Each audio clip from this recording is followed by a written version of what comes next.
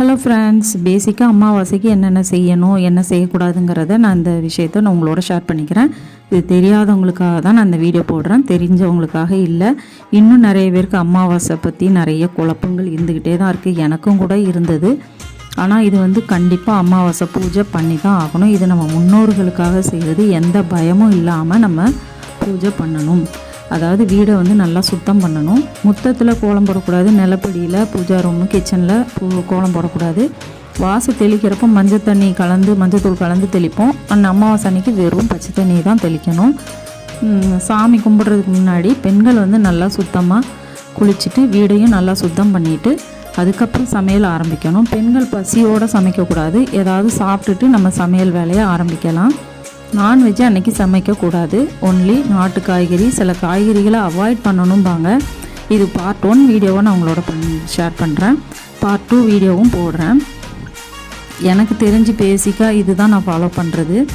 ஆண்கள் தான் ஃபுல்லாக பண்ணணும் பூஜை பண்ணுறது எல்லாமே. தேங்காய் உடைக்கிறது, கற்பூரம் காமிக்கிறது எல்லாமே. ஆண்கள் ஏதாவது வெளியில் ஏதாவது வேலையாக போயிருக்காங்கங்கிற பட்சத்தில் நம்ம வீட்டில் பெண்கள் செய்யலாம். ஆனால் தேங்காய் உடைக்காமல் பூஜையெல்லாம் பண்ணிக்கலாம். இது நம்ம முன்னோர்களோட ஆசீர்வாதம். நம்மளுக்கு இந்த பூஜை நல்லபடியாக பண்ணுறப்போ முன்னோர்களோட ஆசீர்வாதம் நம்ம குடும்பத்துக்கு கிடைக்கும். வீடு 6 மணிக்கு மேலே வீடு ஃபுல்லாக சாம்பிராணி போட்டு விட்டுருணும். ஏன்னா நம்ம பூஜை பண்ணுறப்போ முன்னோர்கள் எப்படியும் வீட்டுக்குள்ளே வந்திருப்பாங்க. அதனால் ஈவினிங் 6 மணிக்கு மேலே சாம்பிராணி போட்டு விடணும் வீடு ஃபுல்லாக. மறுநாள் வீடை மொழிகி விடணும். சாமி பாத்திரம் எல்லாமே கழுவிடணும். அந்த படைச்ச பாத்திரத்தை வச்சு சாமிக்கு செய்யக்கூடாது. அதனால் நான் அமாவாசை முன்னோர்களுக்குன்னு படைக்கிறதுக்குன்னு தனியாக செட்டு பாத்திரம் விளக்கு எல்லாமே வச்சுருக்கேன், விளக்கு எல்லாமே. அதனால் அதையும் நம்ம வாஷ் பண்ணி வச்சிடணும். அதுக்கப்புறம் அகத்திக்கீரை பசுவுக்கு கொடுக்கணும். பச்சரிசி வெல்லம் கலந்து பசுவுக்கு கொடுக்கறது ரொம்ப நல்லது. அமாவாசை அன்னைக்கு முன்னாடி முத்தத்தில் எலுமிச்சம்பழம் வெட்டி போட்டு, அதாவது திஷ்டி சுற்றி போடலாம், தடியங்காய் வெட்டி வைக்கலாம், இதெல்லாம் பண்ணலாம்.